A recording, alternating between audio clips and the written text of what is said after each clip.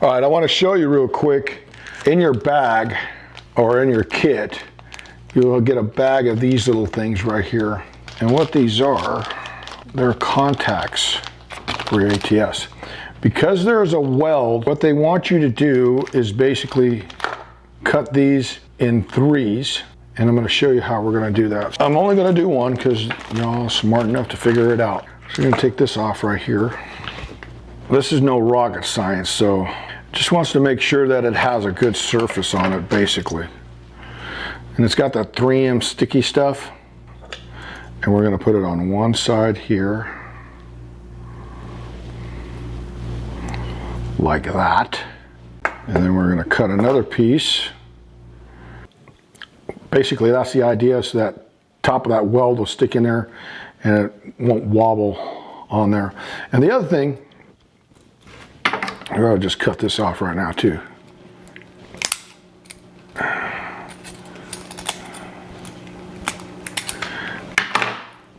Is you're going to notice how long this is, and it slides within there. You're going to figure out about how much you need around your axle, and then you're going to cut it. I think the one that I want to install for you guys is going to be the P2 because it's closer to the back. I'm only going to do one install because once I've done one, you don't need to see any more. So let's go put this one in. All right, in this situation, this is where you want to place your axle sensor. You want to make sure that it's facing to the rear also.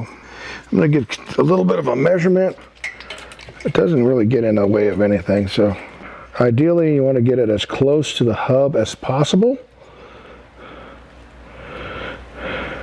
So I am feeling if I cut it right about here, it's going to be perfect.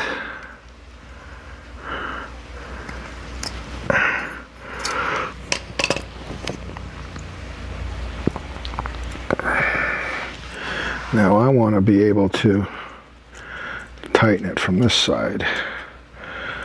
So I'm going to get it probably as close as I can to here like this. All right. See how this weld, this is supposed to have a little weld that goes all the way around. Now they flatten the weld here. We'll adapt and overcome. But ideally we want to make sure that it just doesn't rock and it just stays in that place. It has a little bit of a weld up here, but I like this spot right here. Let's get this baby on. I'm really excited about this, guys. I'm pretty crazy when it comes to temperature. Heat is everything. I probably, honestly, gone a little bit more. But I want this to be as close to the hub without interfering with anything else as I can. And I like that spot right there.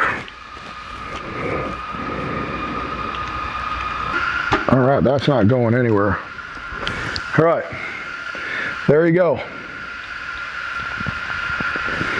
That is not going anywhere. Now, what I want you to make sure that you see, this is facing to the back of the trailer.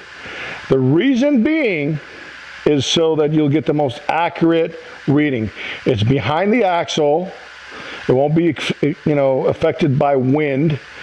And if there's any debris that comes flying up from the other tire, it's protected behind there. So we'll see. It's not in any of the way of any of the wires.